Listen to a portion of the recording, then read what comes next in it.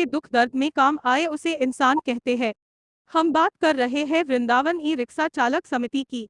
वैसे तो उसका काम नगर में ई रिक्शाओं के संचालन की व्यवस्था को बनाए रखने का है, लेकिन समिति द्वारा ऐसा उदाहरण पेश किया जिसकी पूरे नगर में तारीफ हो रही है और लोग कह रहे हैं समिति के सदस्य इंसान के रूप में भगवान है।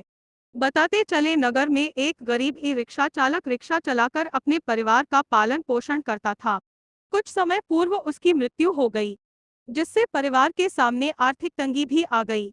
जब समिति सदस्यों को इस बात की जानकारी हुई तो समिति सदस्यों द्वारा इंसानियत दिखाते हुए उसके परिवार की हर संभव मदद का संकल्प लिया। यहाँ बताते चले कि धार्मिक नगरी वृंदावन में लगभग 1500 ई रिक्शाओं का संचालन समिति की देखरेख में होता चला आ रहा है।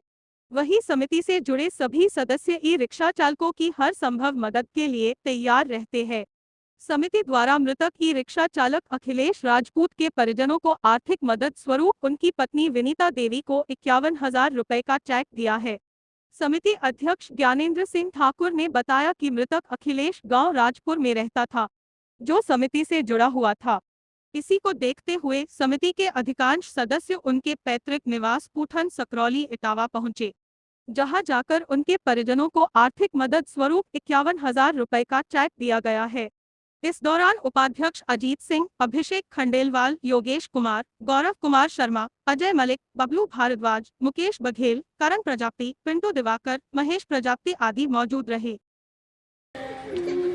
दरअसल आज हम हमारे अखिलेश ई रिक्शा चालक हैं, जो किसी आकस्मिक दुर्घटना के कारण या किसी मेडिकल से कोई दवा के कारण 2 तारीख को इनकी मृत्यु हो गई। मैं भगवान से प्रार्थना करता हूं कि इनकी आत्मा को शांति दे और इनके परिवार को इस दुख की घड़ी में, इस वेदना की पीड़ा में इसको सहन करने की शक्ति दे।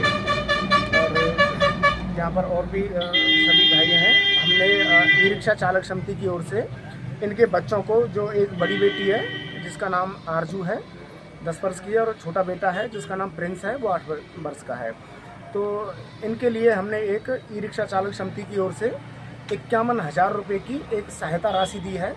मानता हूं कि ये राशि कोई जीवन नहीं काटेगी, लेकिन फिर भी थोड़ा सा एक कहीं ना कहीं हम इनकी हेल्प कर सकते हैं।